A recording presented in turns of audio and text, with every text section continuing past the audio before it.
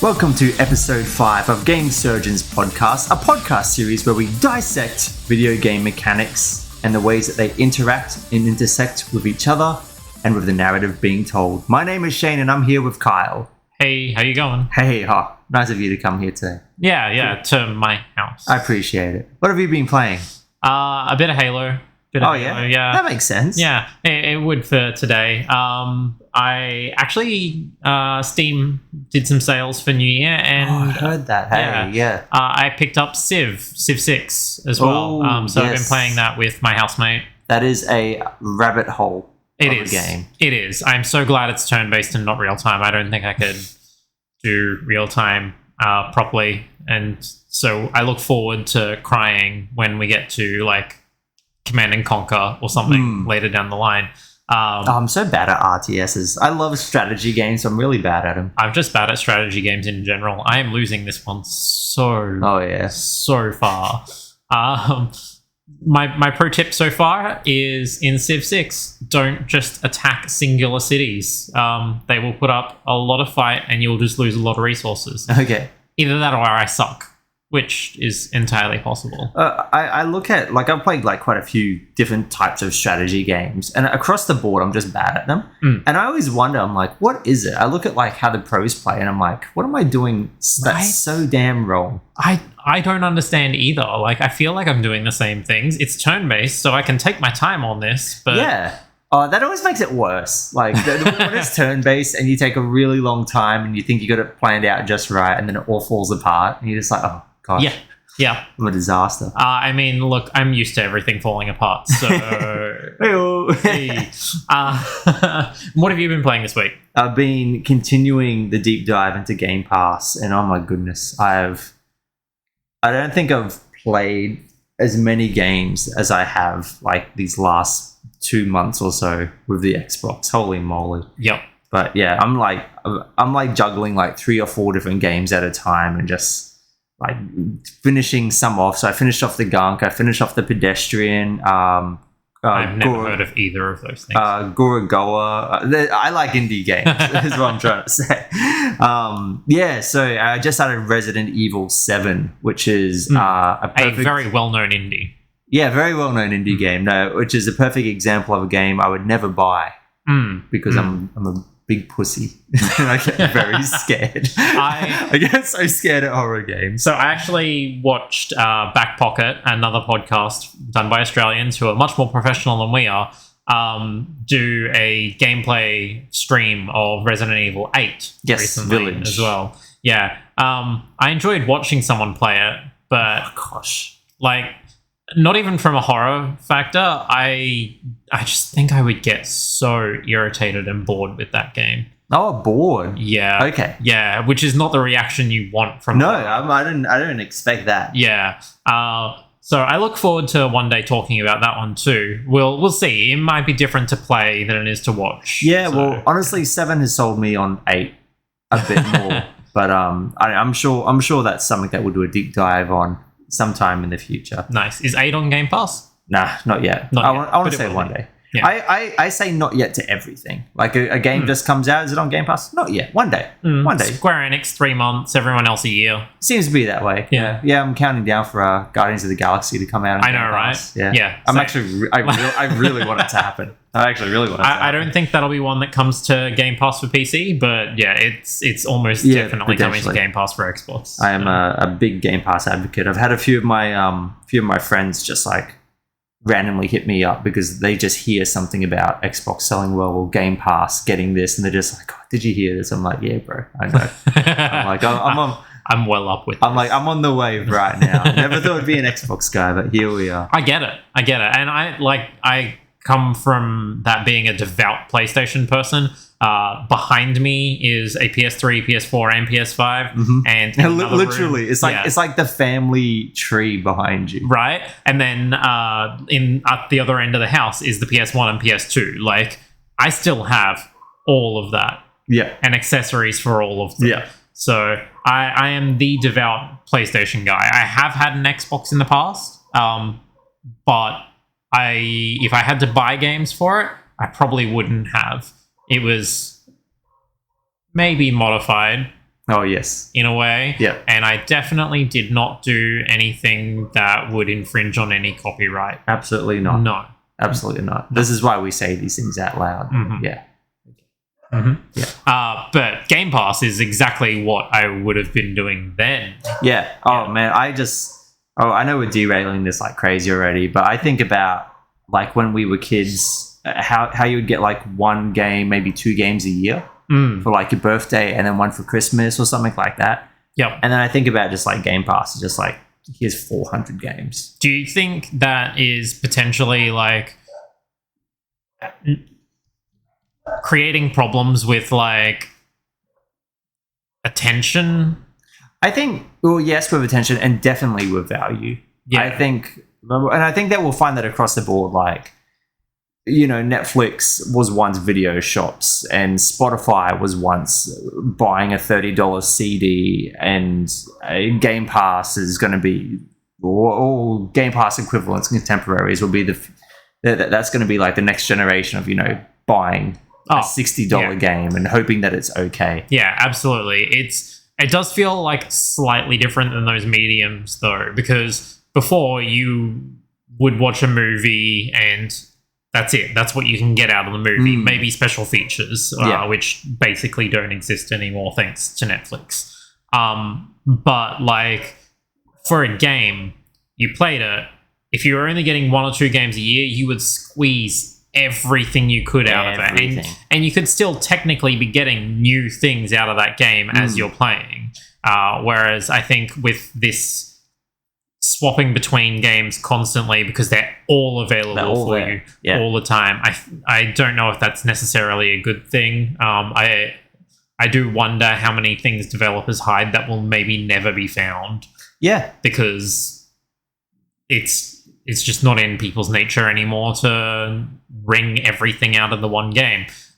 There is communities, of course, that like pull in around these games, speedrunning communities, and get obsessed with that stuff. Yeah. So it's not going to go away entirely. I just feel like it's part of the magic is. I think that like as a whole, as more of these like cloud-based services, like there's the rumored PlayStation one. Is it Spartacus or something? I can't remember the code name, but there's a rumored PlayStation one. You know, as we trend towards that, how people develop games will be different.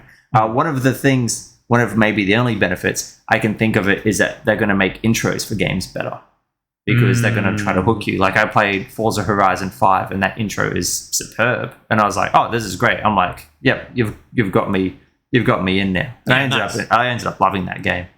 I'm thinking about like, I guess one of the differences with Game Pass and like a Netflix is on Game Pass that you can still buy DLC and you can still buy, there's still like microtransactions and a lot of these things. Can you imagine if you're watching Netflix and they're like, hey, do you want to see the alternative ending to this series? Pay $1. Like, how weird would that be? It seems so foreign. Given that they like experimented with Black Mirror Bandersnatch, like the Choose Your Own Adventure stuff. Yeah, I could see that maybe being a thing that happens down the line, especially with special features as well. I'm thinking that would be interesting. Yeah, if it's like, you know, you could pay like 50 cents to get developers commentary, or director's commentary. So I'm stuck in gaming mode.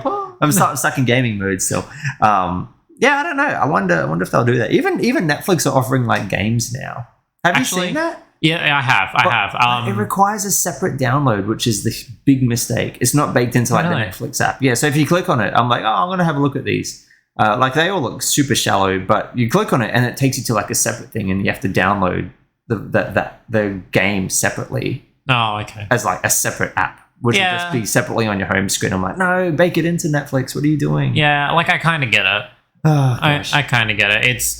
I imagine part of it is to make sure it runs well and isn't going to die on you the moment you get out of streaming range. Yeah. But yeah, it probably should still be baked into downloading the app. Like you can download your movies onto that through app. the app. Yeah. I don't know. So weird. Yeah, I don't know. That's a bit of a misstep. Anyway, we're not here to talk about Netflix or Game Pass. But talking on Game Pass, like Game Pass got its biggest release ever in Halo Infinite, which is what we're going to be covering today. So yeah, absolutely. Have you played any Halo games before? I think I played a little bit of 1 and played a decent amount of 2. And when I say played it, I mean like pretty much multiplayer exclusive, not like going through the story. Really, you'd never played a campaign before? Not really. It'd be like play 1 or 2 levels, but okay. I'm kind of the opposite. I played Halo 1 and 2's campaign quite a bit. Mhm. Like I said, I had an original Xbox.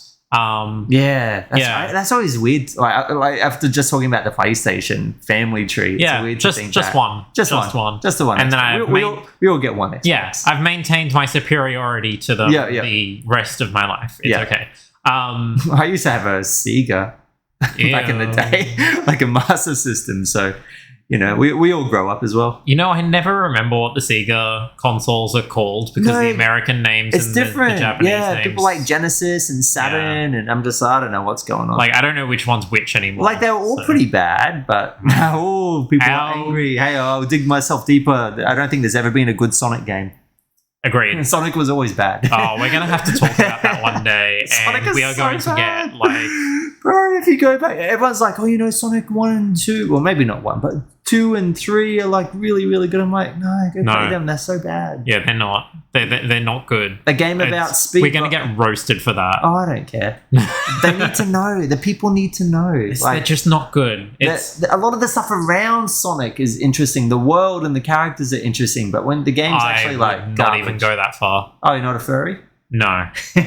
Anyways, we're talking about back to Halo. Talking about Halo Infinite here. Yeah. It was I played the campaign for 1 and 2 quite a bit and barely played multiplayer. Maybe a couple of sessions of 1v1 with a friend, local, so never online or anything. Wow, because our mutual friend Josh, he had Halo, so I used to play it with him and a few others like quite a lot. Yeah, okay. I've got great memories of just running around at Halo 2 of the energy sword and like we pretty much were just like energy swords only, just going around. Yeah, because the energy sword was introduced in 2, so everyone was obsessed. It was so cool because you can't like dive forward and jump from behind, just knock them out. Oh god, the first-person shooter time when clicking melee meant you leapt like 3 people lengths to just racing right at him. Yeah. The worst offender for that being Call of Duty Modern Warfare 2, where you could I don't remember that. Oh, you could be like 10 meters away from someone and click the melee button, just teleport and into just the knife is suddenly in their back. Wow. Don't get me wrong, I loved it at the time, and it very much fits with Call of Duty's fast-paced gameplay. But my god, man, I don't even remember that aspect. I played that one quite a bit. I played way more Call of Duty than I should have, considering I don't even like shooter games. Yeah, okay. I don't understand. I didn't know you'd played any Call of Duty at all. I played I think Black Ops 1 was the one that I played the most. Okay. Yeah, I always loved the progression system, which I'm really glad, Modern Warfare 2, I think it was 2, was the one that kind of like really introduced the whole leveling up online. And it's just like, why didn't I think of that? This is great. And now literally every game uses it. No matter what genre. I was playing Tetris. Yeah. I was playing Tetris and it's happening. I was playing Tetris Effect and literally playing single player, and I'm like going up levels in single player, and I'm just like, this is weird. Hitman. Hitman. Yeah, you level up in Hitman to unlock new places to start, new costumes to start in, and new items that you can use. Yeah, which you could pick up at the level, but now you can start with them. Gosh, yeah. It's so random. It's like, I don't know. We'll talk about gamification when we get into some of the mobile games in the future. Oh god, but it's crazy just how. It's like we talk about RPGs. If someone asked me what an RPG is now, whatever I would try to explain, they'd be like, isn't that all games? Yeah, all games. The question is, what is not an RPG? You have skill trees and you go up levels, and that is kind of everything, isn't it? You could have different builds and that. So we're now up to 3 tangents before actually going to talk about Halo. Yeah, that's what I'm all about. Yeah, and I think that speaks to what we actually want to talk about with Halo, which is it's difficult to talk about. yeah. Well, let's do the little intro for it. So, Halo Infinite. Well, actually, this was interesting the way it was released, but we'll get into that. It was released for Xbox and PC. And when I say Xbox, I always forget it came out on Xbox One as well. Wait, really? Yeah. Isn't that Xbox weird? One still exists? Yeah, it's cross-gen.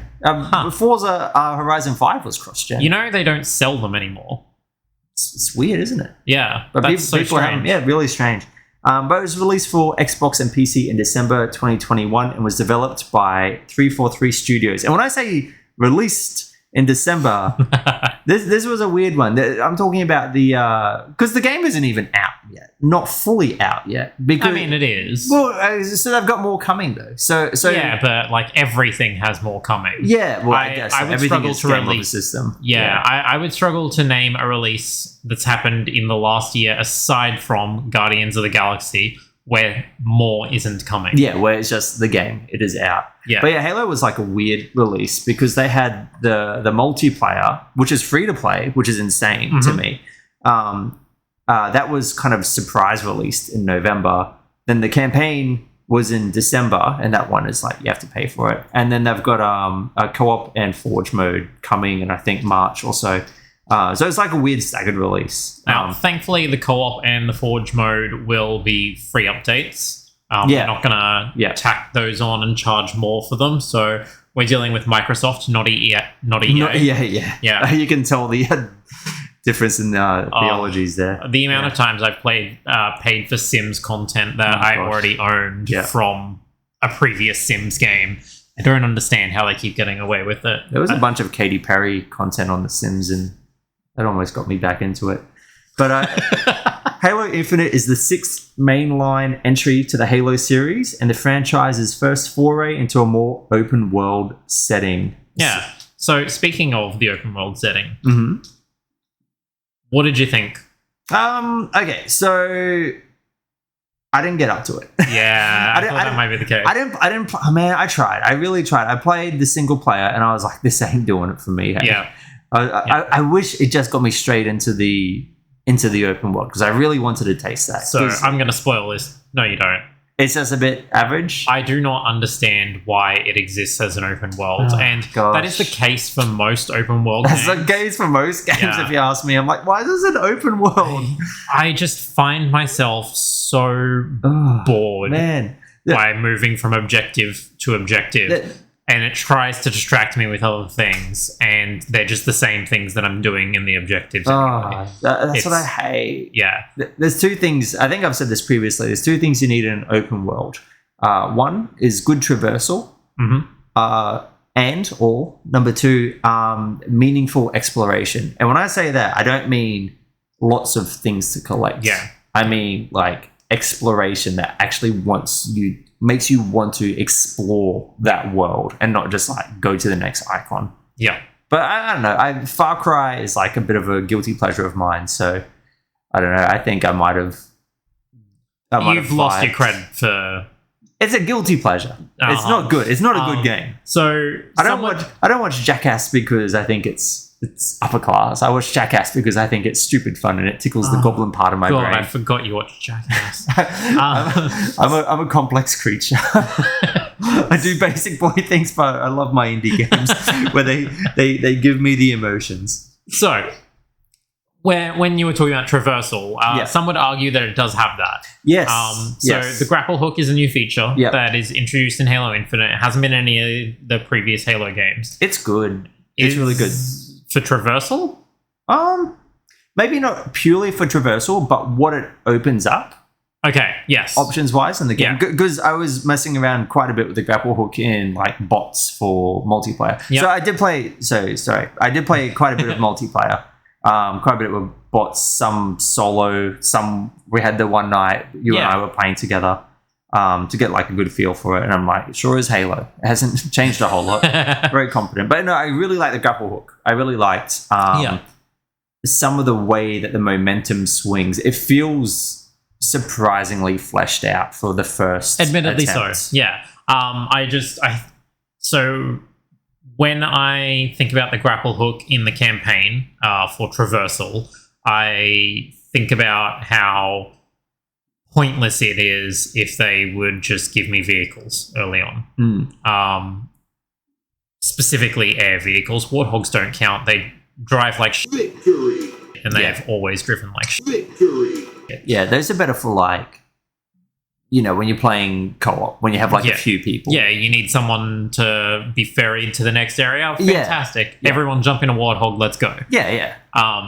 But the grapple hook, it feels like they haven't taken advantage of how the grapple hook can be used to develop the world. Don't get me wrong, there is a lot more vertical development on Halo Ring Zeta than I would say has been in previous Halo games, or at least in 1 and 2. I haven't played 3 through 5 or ODST or Reach. Yeah, there was like, from what I understand, some verticality, but nothing like this. Okay. Because all the verticality was created for I can't remember those little plane ones, the ones that fly around.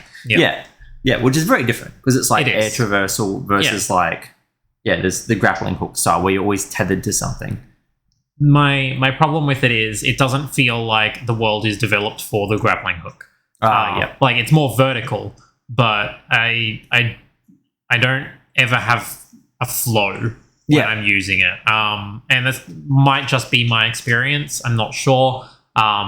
But yeah, the way the mechanic is versus the way the game ferries you around, like pushes you from area to area, it doesn't feel right to me. It doesn't feel like it completely flows, unfortunately. I really don't know how to describe it better than that. I know you can upgrade the grapple hook. It's got a little better when I upgraded it, but not like a whole lot. Yeah, I've heard that once you upgrade the grapple hook to the point where there's almost no cooldown, it's just like Spider-Man just zooming around everywhere. So I got to that point, but I still don't quite vibing. Okay, nah, it just doesn't vibe. So, I don't understand it. So you think that's not so much the grapple hook itself, but with the world design around it? So the mechanic itself feels good. Yeah, it feels right, and that's evidenced by how I play in multiplayer and how I use it in combat. But traversal, I feel like they haven't built the world properly around how you traverse with the grapple hook. And there's no other way to say it, and it just doesn't feel right. Yeah, unfortunately. What's the game's equivalent of raids or bases or whatever? What isn't the equivalent of raids or bases? Every single objective in the game feels like a base. Yeah, it's kind of like infiltrate this, kill all the dudes, or get the thing. Yeah. And here is repair bays to go sabotage and fuel rod cores or something, whatever, to blow up. And that is every base. That's a shame. But I guess that's kind of like the limitations of first-person shooters. And I guess that's why I don't really care for shooters that much. Yeah. Because what you're doing in shooters, mechanically, if you break it down, it's about hitboxes and hurtboxes and that sort of stuff. So it's like a fighting game, but all the nuance is just taken out. It's yes, yeah. I think that's probably an accurate representation. It's not like there's much that you can chain to properly change things. There is more variety in how combat works in this than I've seen in most shooters. And I'll get to that in a bit when we talk about bosses. But it's not quite right. It doesn't quite come together. Yeah. Okay. But multiplayer, the grapple hook in multiplayer, how did you find it? Yeah, it was...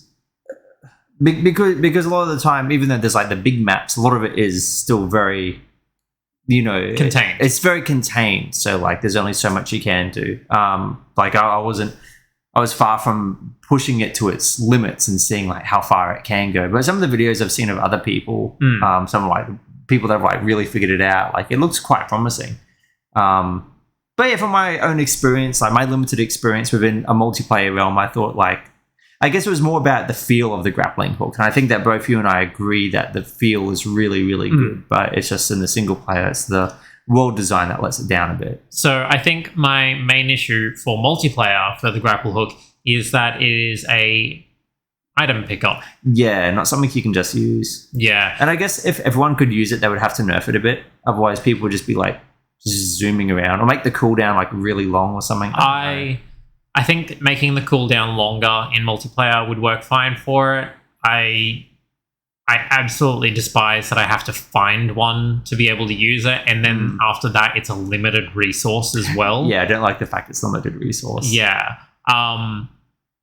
Given how much it changes how combat is played, the fact that it's not there for everyone to use to level out that combat, I think is a misstep. I think it would be amazing if everyone had a grapple hook.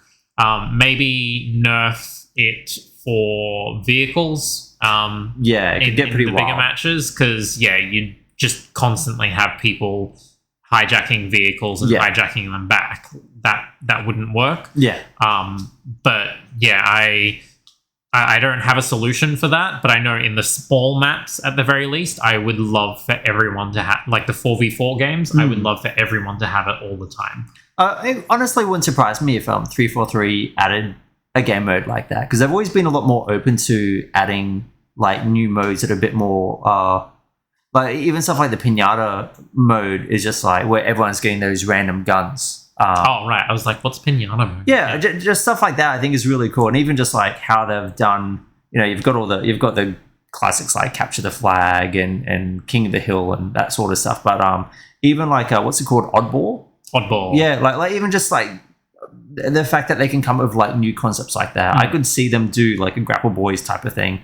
Maybe not make it where it is just a clean like Slayer, but everyone has grapple hooks, but like I don't know, maybe it is like an almost aerial King of the Hill or something like that. That would be amazing. Just people zooming around. I don't know. But it wouldn't surprise me if 343 introduced like a very grapple hook heavy mode into multiplayer, just because it is such a robust system. Like there's not much they need to improve. I'd be down for that. I'd probably get involved in the game again with that. And like I want to point out, I'm just using your Game Pass, right, to play the campaign. Free to play for the multiplayer. I did pay for the the battle pass. The battle pass. That's did you? what they call them. Yeah. So I paid for that. I've put probably like 10 hours tops into the multiplayer, and it's something I'll come back to every now and then. I don't have confidence that my PC can run Halo anymore. It crashed multiplayer yesterday. Oh no. Not multiplayer, sorry, campaign yesterday. Yeah. Sad. Yeah, so I'm a little bit nervous about trying it again. But yeah, just the idea that the grapple hook is the big selling point for this game. Well, that and the open world. And that it's not usable all the time in multiplayer. Yeah. And the open world is somewhat of a disappointment. Yeah. It's a bit muted, isn't it? Yeah.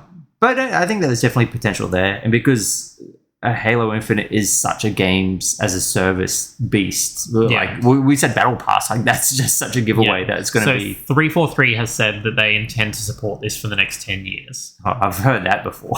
Yeah. From about many other games. Anthem. Anthem. Yeah, stuff like that. Yeah. But I guess it's in the name, Infinite. I don't know. I think I'm a bit warmer than most to the idea of like game as a service type of things. If handled correctly, and I think that's the issue because it is so rarely handled correctly. Even like the best examples of it, I would argue not exactly handled correctly anymore. Yeah, I guess it is hard to find that balance because you got to make some money. But you mentioned the bosses before. So boss fights have been around in Halo before, but not quite like they are in this game. I like how they get like the full intro because I got to do, I think, one or two of the boss fights on campaign for what I did. Okay. Did you get up to the torture guy with the energy sword? Don't think so. Okay. I can't remember. I vaguely think he was the second boss, so you've done one. It's been a big work week. It's hard to remember most things. No, that's fair. So the bosses in Halo feel like they work a bit like they do in Borderlands. Oh, nice. Right? Like you pick that up? Now I think about it, to an extent, the movement and everything kind of does feel a bit Borderlands-esque. I never really made that connection. Yeah, so they sort of feel like one-on-one Borderlands things. I think there were enemies dropped in every now and then, like they were in Borderlands, but at least in Borderlands, the secondary enemies serve a purpose. Here, they're just in your way to annoy you. Yeah. I should point out, in Borderlands, they are there to give you a second wind if you go down. Like, that's exclusively what they're there for. Yeah, I always try to keep like a few of like the really weak guys around just for that. Exactly. But yeah, in Halo, they are just there to grief you. It's annoying, especially when the bosses themselves are just HP sponges. Yeah, because you can't really use those minions as, it's not really like Doom, how you can use them to recover health or recover ammo in like really meaningful ways. Yeah, they are literally there just to expend resources, both your time, your ammunition, all of it. It's frustrating. Yeah. I think the biggest issue that I have is because it's an open world, rather than being a corridor is not the word I'm looking for, but rather than being a focused experience when you get to a boss, you have the option to basically have any weapon that's available. Yeah. And if you have a weapon that's not suited to that boss, and you end up reloading multiple times, it's going to be painful. Yeah, if you get like a needler against like the completely wrong type of boss, you're going to just be like just tapping away at its health for ages. I wish I had a needler. So you just have like double of the pistol somehow. No, pistol is POG. Pistol's fun. I like pistol. So no, gravity hammer. Oh yeah. Okay. It's a good weapon. It is. It's very useful for clearing a lot of minions. Yeah. Not in all cases though. Yeah. No. When you are ambushed by a boss where you're not expecting it, and that boss is a melee boss, and you have a gravity hammer and a clip maybe of a battle rifle or an assault rifle. Yeah, that boss fight is going to be rough. Yeah. And it was very, very rough. I figured it out eventually, and it required many, many tries to even do the thing that I figured out on like the third try, just because I suck. But yeah, just on the one hand, you have play your way. You can go into this however you like. On the other hand, you have, but it's probably gonna suck for you if you did it wrong. And I did it wrong. Yeah. I wish there was a bit more prevention of that. I couldn't tell you a way to fix it. Other than probably taking people out of the game entirely by just swapping their weapons to the correct things. Yeah, or dumping like a bunch of weapons just before the boss room. Yes, but that's, I don't know, I always find that's like kind of a nicky way to do it. Well, Halo dumps so many weapons everywhere anyway. It's just, it's hard to tell. There are weapons lockers literally every room. Everywhere. And it's so funny after playing so many Metroidvanias, it's so wild to just be given like 5 guns within the first like 20 minutes of the game. And I'm just like, I don't have to unlock these. I don't have to like work my way up to them. Mean, you have to work your way to unlock them at your forward operating bases. So that you can just select them at any time. Yeah. But yeah, you can just pick them up anywhere. Yeah. I know for like the first 3 hours of the campaign, I decided I really liked the Hydra, and so I just had one with me at all times and would just refill the ammo for it anytime I had the chance and just swap out my primary weapon the rest of the time. Because the Hydra was like a 2-hit kill on like most things without me having to aim.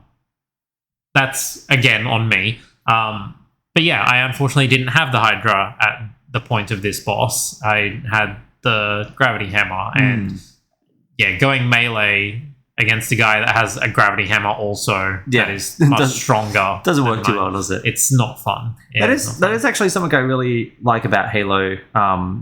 because I always get so married to a certain weapon. I'm one of those annoying players that will like figure out a strategy and just want to stick with it. But with Halo, like it really does reward you by like constantly cycling through. And it's not too, apart from situations like that, it's not so much like a scissors paper rock thing that if you've got the wrong weapon, you're just boned, because you can make it work. But yeah, it definitely benefits you by like chopping and changing and experimenting. So the way I actually got through the boss comes back to how the grapple hook plays as well. So we've only talked about the grapple hook really in terms of traversal. Yeah. But that's not all it does. No. At all. No. So if you shoot an enemy with it, it briefly stuns them. It's very useful for the guys that hold the shields, the hunters, I want to say they are. I don't know my Halo lore at all. Yeah, me neither. You mean shieldy boys? Shieldy boys, yeah. Shield Jones. So it briefly stuns them, is a good way to pop their shield out of the way for a second so you can get off a quick headshot. For items and things, you can literally grab grenades that are like lying on the floor. If you need to like throw a grenade and you don't have any on you and you can see one like a good 15 meters away, That's cool. grapple shot that. You can grab that and then throw it immediately. Yeah. It's really cool. Same with weapons. Power seeds. I accidentally grabbed a power seed one time when I was trying to traverse. It was slightly annoying, but it's a cool thing that you can do. And another time when, again, trying to traverse, I had just blown up a plasma turret.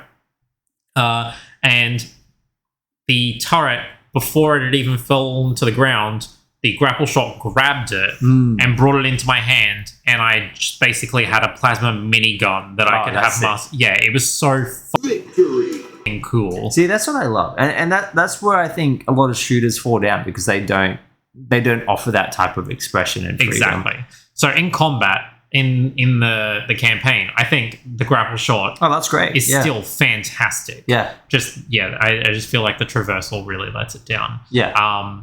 Multiplayer actually, if you shoot the grapple shot at regular enemies that don't have the shield, it will pull you towards them where you can do a like massive melee attack at them as well. The multiplayer, you can grab any weapons or anything off of the spawn pads and things with grapple shot, which is really cool. I'm pretty sure you can grab things out of the air as they're flying. Like if someone throws a grenade at you, you can grapple shot and grab it. Yeah. I don't think that's a good idea. No. It's still going to explode, but you can do it. You can. Yeah. It's still an option. Yeah. The physics system that 343 has developed for this is actually really, really fucking cool. Have you watched many videos on it? Because I can't say I've done much cool stuff myself. So. I can't say like on the physics system in particular, but I've seen like compilations of people just like having fun with the game and trying to push it to its limits and stuff. Yeah, that's fair. So there is a YouTube channel that I watch only for the Halo content called Defend the House. They deal with shooters in general. I've seen that they have COD and Battlefield videos. I just don't care about those. They did a whole bunch of Mythbusters things for Halo. That's cool. Yeah. And it led to a whole bunch of really cool discoveries for me. Things like if a grenade is thrown at you, you can shoot the grenade to change its trajectory. Again, it's not a good idea. No. But it's a it's a thing that the physics system allows to do. Yeah. What's the huge spike sniper thing? Oh, I wouldn't call it. Yeah, I'm. It's not Ravager. It's something else. Yeah. Yeah. In any case, there's like a 3-shot super bazooka spike sniper thing, and a Halo fan is screaming at me right now. Yeah, the Spiky Boy Jones. Yeah, Spiky Boy Jones. That's the one. Thank you.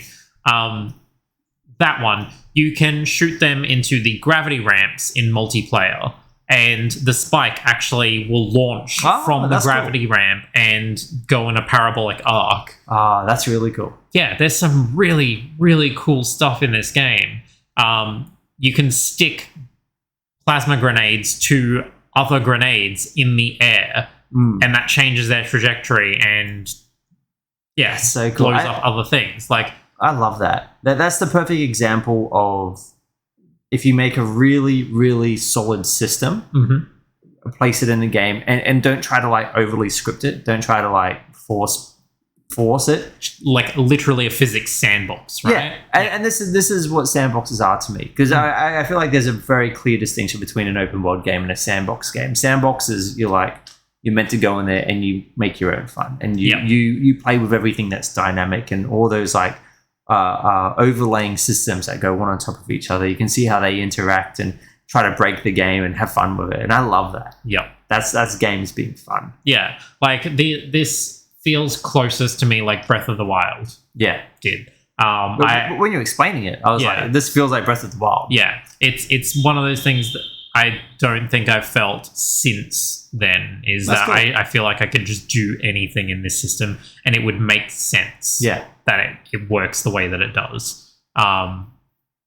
I really can't give it higher praise than that in terms of the physics mechanics that they have going on there. Yeah, and that's a great achievement for this game, because I think about other games like Battlefield, even the building and terrain destruction, like it's not quite as fluid and dynamic as you want it to be. Like, considering in the most recent Battlefield they can't even make sure there isn't clipping going on with the buildings. You can fly stuff like literally that. Right through them. Yeah.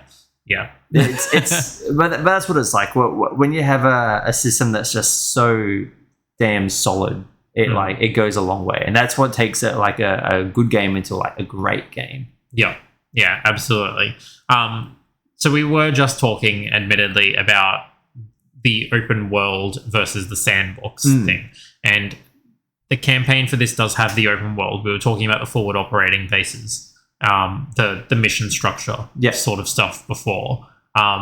Something, and I'm sorry, I know I'm jumping around a bit here. That's right. I didn't really organize my thoughts for this one.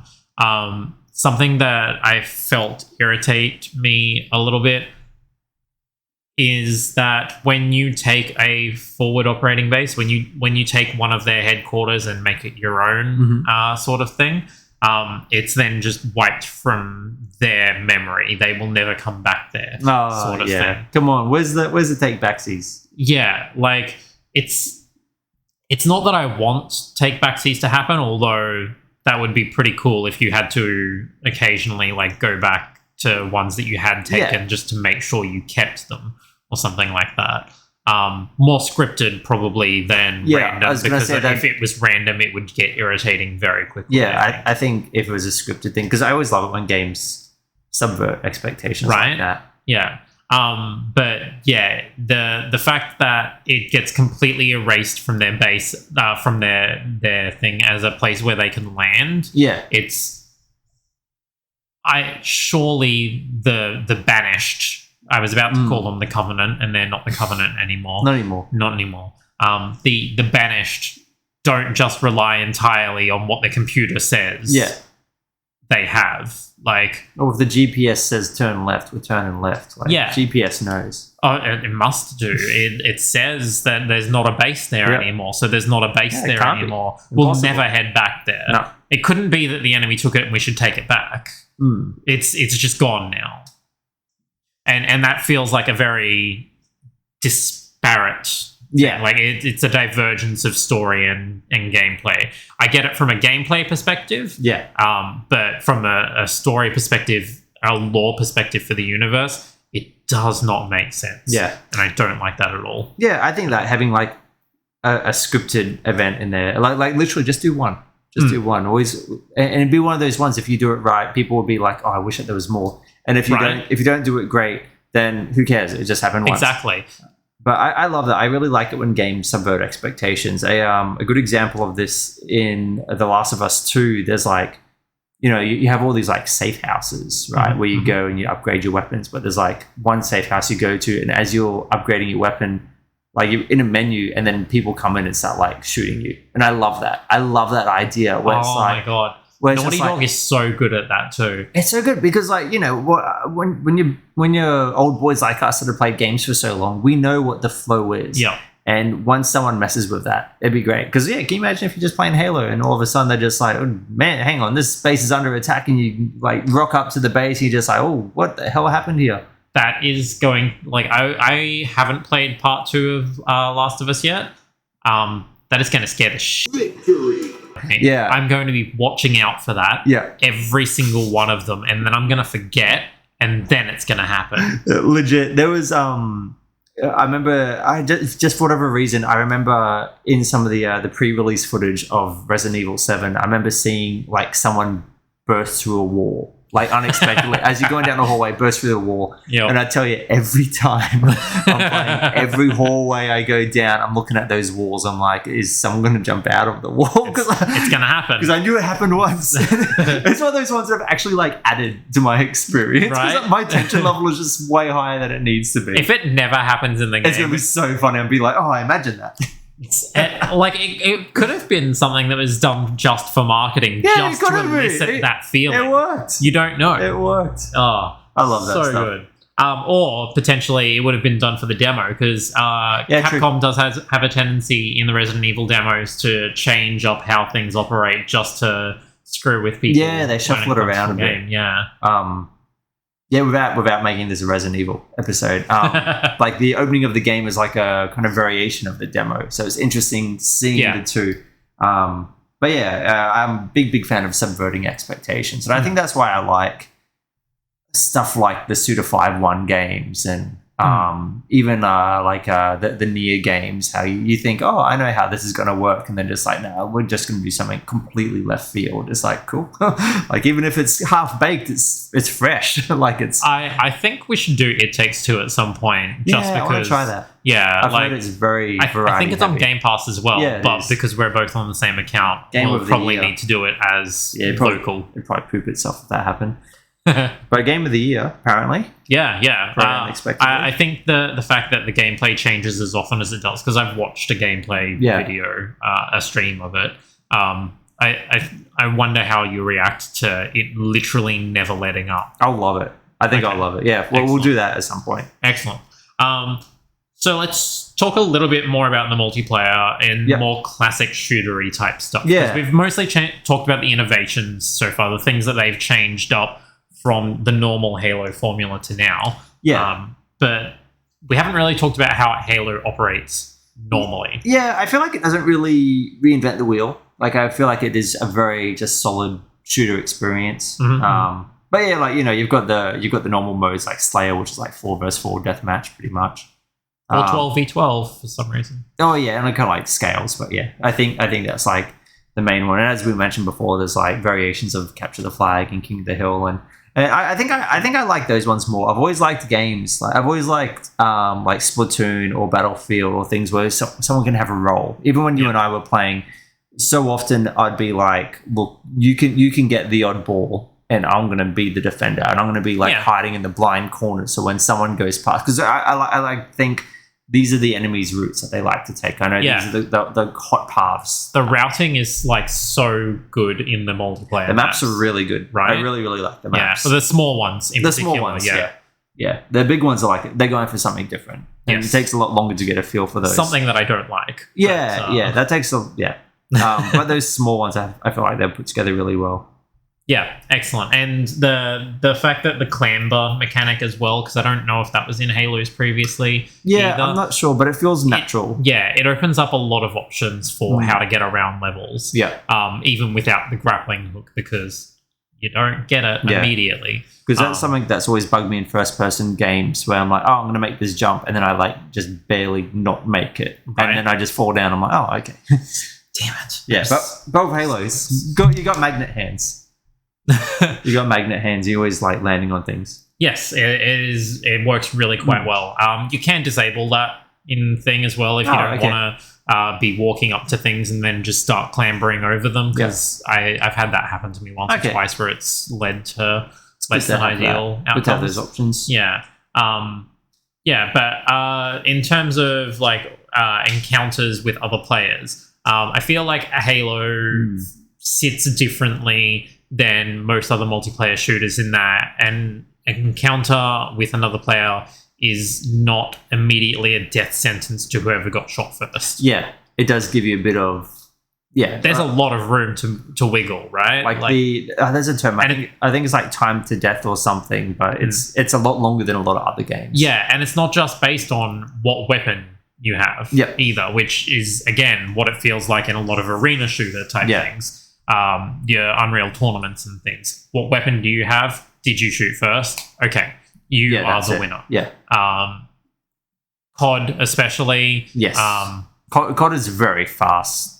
Time to death ratio. Yeah. If you shot first, chances are you've got it, unless you shot at the wrong time. Yeah. So Halo, because of the health system in it, I think, love the health system. Yeah, is really quite smart. It's I'm sure it's not the first, but it's like one of the very early examples of recovering health in a shooter. Like thinking back to those days when it's like it's GoldenEye and it's Quake and it's like Unreal Tournament and CS:GO and stuff, like you're picking up health packs, you're picking up armor packs. Yeah, I hadn't really thought about the recoverable health coming about with Halo. Yeah, like, I don't think it was the very first, but it was definitely like the one that started it all. And then like the Call of Duties and like the Gears of Wars and even Uncharted and stuff, and like quite a lot of franchises. It's now like standard. Yeah, it's now the standard. Yeah. And I think it's for the better. I like it. I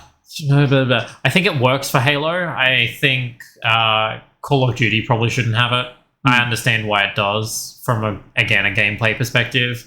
But could be done better. Yeah. But I really like it because it creates a really good rhythm, because it's like you can, as you said, if you do have a one-on-one encounter, it doesn't matter if they shoot you first, because you can still outplay them. Like the amount of times here I was saying, I'm like hiding around corners trying to get people's like on the hot paths. Mm-hmm. Sometimes I'd shoot someone from behind, but they're just really good, and they would suddenly like jump up in the air and do like a 180, and then I'm just like, whoa, hang on, what's happening here? And then they would win that interaction, and I really like that. Yeah, I like especially how in Halo being ganged up on doesn't feel like a death sentence either. No, the amount of times that I've like barely like survived a 2-on-1 situation, my health is like the tiniest thing, and it's all flashing at me, but I'm like, I made it. Yeah. And then like I have those few seconds where I can quickly like recover my shield and then like get ready to go again. Yeah, it's so good. It's so good. It makes so much sense. It just feels right in multiplayer shooter now. I was trying to pitch this to you, right? I wanted you to enjoy this game, and clearly you don't get as much out of the multiplayer as I do. No, and I think that just by virtue of it being a shooter. But there's like a lot of aspects which I look at and I'm like, I like that. I like that. That's done really well. I pitched it to several people, my housemate, someone at work, and yourself, as just, this feels like Unreal Tournament again. Like, I freaking love Unreal Tournament. Right? Bloody hell. It's so good. Zooming around. The movement's a bit slower. The Unreal movement was a bit much, though, to be fair. Yeah. It's a bit ridiculous. And I think the weapons are more varied. Probably not necessarily as good in a lot of ways as Unreal Tournament's ones were. Halo does have good weapon variety. Yeah, there's a nice variety, yeah. But it's hard to beat, Unreal Tournament, the saw gun. When you have like, the saw gun, when you have like the flat cannon where it's a shotgun and also a grenade launcher, it's just like, exactly. So good, so good. You can't beat Bring it back. No, don't bring it back, you ruin it. But bring it back anyway. No, don't bring it back, Epic, unless you're going to make it a separpt game. We do not want Unreal Tournament 5 or whatever it'd be a in disaster. Fortnite. Just imagine those like huge bulky Unreal Tournament characters like doing the floss. Bloody hell. No. Oh gosh. Wait, did Master Chief come to Fortnite? Maybe. I feel like everyone else is there. Everyone's got a costume in Fortnite. Facebook's out there trying to create a metaverse. Meanwhile, Epic's like, we've done it for years. It's here. What are you talking about? We've had Spider-Man and Superman in the same game within a month. What else do you need? They got Lara Croft, and I tell you what, that almost got me playing it. No. I'm such a mark. You really are. I am such a mark. Did you even play Shadow of the Tomb Raider? Yeah, I loved all three of the really? games. Yeah, I did not even know you played it. In different ways. Okay. Yeah. I should probably play it. Yeah. It's Crystal Dynamics. I miss Deus Ex. Yeah. I'm one of the only ones. No, I really enjoyed them. And I feel like the 3 reboot ones, if you ask, it's hard to say what my favorite is because they all do different things well and other things maybe not so well, mainly the story almost all the time. But, I really enjoy those games. Okay, Yeah. awesome. I love you, Lara. Lara and Master Chief sitting in a tree. So, Master Chief. Yeah. Do we have anything else to talk about for him? I never really knew his characterization at he doesn't all. have any. Yeah, he doesn't heaps, but he's got a bit more than I thought at least. Yeah, I don't mind him. He's developed into a bit of a protective persona. I noticed, in particular with not Cortana. Yeah. Spoilers, it's not Cortana in Halo Infinite. It's Cortana went crazy. Yeah. It's Halo Infinite is a like a rom-com. It's a story about a breakup and moving on in your life. To the new AI. I don't think the story is about the breakup at all because we don't see that. No. It's not in Halo 5 and it's not in Halo Infinite. The game that never happened. Yeah, there's something that happens in between that introduces the entire impetus for Halo Infinite. It's going to be a great prequel. No, it's not. Pre-sequel. No, don't even call it that. Yeah, that's bad branding. No, I quite liked Master Chief and what little I saw. I always... The fact that he's faceless... I don't know. I find it so hard to connect because he does look a bit generic. And it's so funny because I look at Samus and Samus of Metroid with the helmet on all the time. It's the same thing as faceless, but I feel like you can still connect because the design is still so interesting and stands out. But yeah, Master Chief is just a dude. I look at the other Spartans and I'm just I can barely tell you. Yeah, he doesn't look that different from the others. I do appreciate how they're all freaking huge though. Yes. Super tall. Yeah, they're all 7 foot plus. Yeah, and that's in universe as well. Yeah, they're canon. Yeah, they're meant to be enormous. Yeah. But that's story stuff, and we don't really talk about story. No, we don't talk about story. But shout out to the grunts. The grunts, buddy. Gosh, every game would be better with grunts. You know what? I will talk about this like it is a mechanic because there is the most diversity in enemy conversation that I have seen in any game ever. It's insane. And I've seen the radio towers. Yeah. And how the grunts are just talking with the radio towers. And if you just stay there, they'll start talking to you being please don't destroy this tower. Yeah. I just love that. I love that. There is so much personality in them. The amount of time that had to have gone into how to program this in the right way to be able to say the right things. Yes.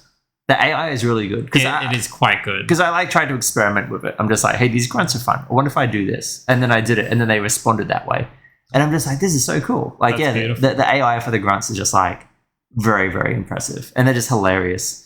I had one running at me, but one of those suicide ones with the little grenades that are coming at you. I'm surprised they came up that early in the game. I don't remember seeing them. And he said something I didn't mean to turn these on. or something like that. I just thought it was so damn funny.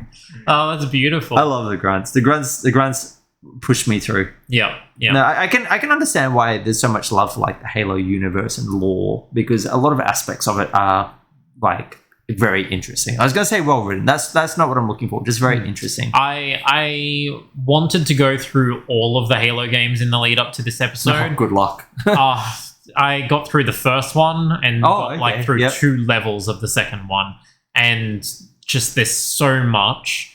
And also, I'm trying to move house. Yeah. And also, it's been Christmas. It's a lot. I just could not do it. Yeah.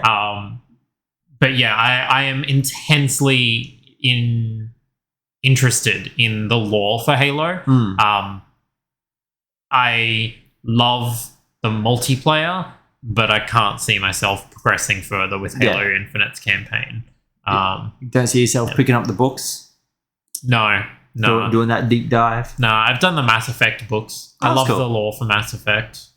Willing to go that far for that, but not for Halo. Oh, cool. Yeah. All right, awesome. I think that about wraps us up.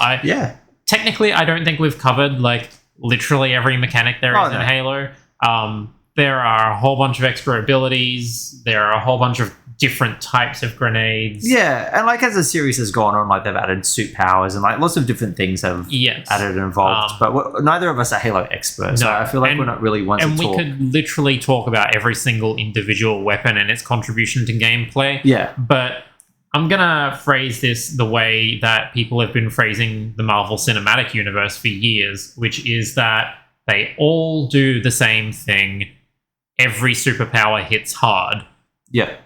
That's what your guns do. Yeah. They are there to be shot into enemy flesh and kill them. Yeah, definitely. Yeah. Definitely. And if it seems odd for like two... we have like light history with Halo, but two like non-experts talking about Halo. Like Halo Infinite is very clearly designed as a bit of like an entry point. It's a gateway for new people. Legitimately, even story-wise, a complete reset. Yeah. For the things. It is a new enemy. Yeah. You have a new AI who you don't have a relationship with. What was the enemy's name again? The Banished. No, the big bad. Asphyxia or something. I don't remember. He just kept saying his name again and again, and everyone was like, I don't know, it was like, it felt so odd how everyone was talking about his name. Even Master Chief was like, Asphyxia. I am Asphyxia. So the weird thing is, the enemy that's introduced to you in the opening cutscene of the game is, and I'm finger quoting here, dead before you even first get gameplay. Yeah, mission complete. I did it. Like, he is the big bad leader of the entire enemy forces throughout the campaign, but you're told from the get-go that he's already died. Yeah. What? You can kill the man, but you can't kill the idea. I don't understand the story decision here to introduce this big bad who got the best of Master Chief and then to immediately kill him off before Master Chief has returned. There are mistakes. There are so many, but we're not here to talk about story. No. We're here to go home. Yes. Wrapping it up. Yeah. So what are we thinking about doing next episode? Yeah, so I think for next episode we will what were they called? That game company's magnum opus journey. Ooh. What does magnum opus actually mean? I don't know. I think it means just like the best. Okay, good. I hope it doesn't mean last work. No, because they have done more. They have. Yeah. At least one more. It just blows my mind how they put out Journey and then no one cared about what happened next. But we'll be able to get into that next time. To be fair to everyone that didn't care about what happened next was a mobile game that looked like Journey 2.0. Yeah. So yeah, that won't exactly make a splash. Yeah. But yeah, we'll look at Journey next episode. Which is a game you and I are very familiar with. Oh, yeah. Like, I've put in a ton of time to this. I have evangelized it to many friends, played it around other people, even though it is locally a single player game, just so that they got to experience it. Same. I've shown I showed it to my wife. I was like, I want you to get a feel for this and see what's going on. I bought the album. Like, good music. Very good music. Yeah, I love this game. Yeah. And I hope it doesn't end up biased when we actually end up talking about it. Oh no, there's definitely going to be pros and cons and everything attached to it. But like, looking at the systems, I think like contrasting Halo Infinite, where it is such a dense game with so many systems, and some things they get very, very right.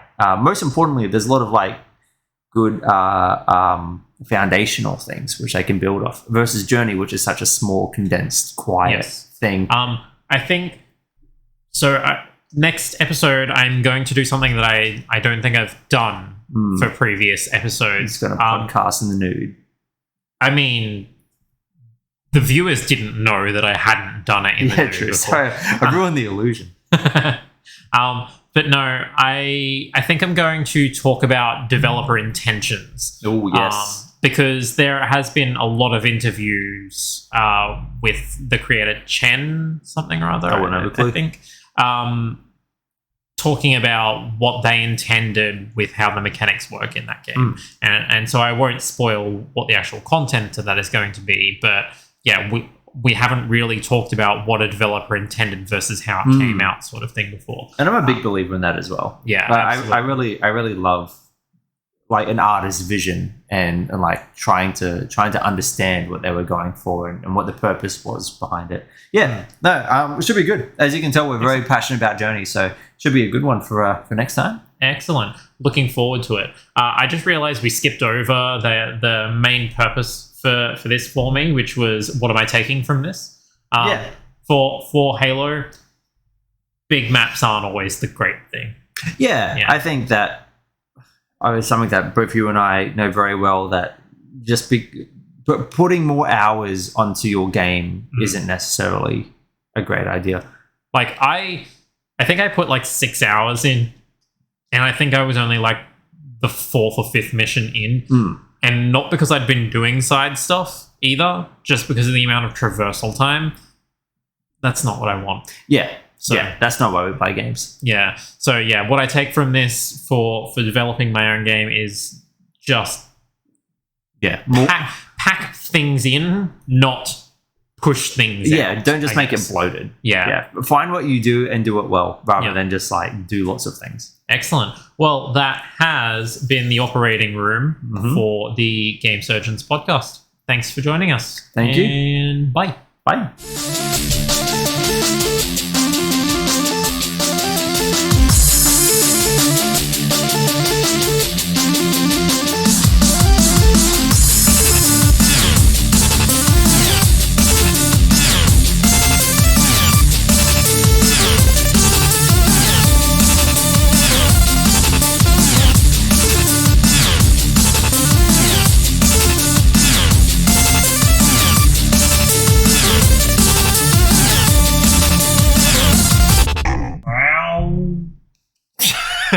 Leaving that in.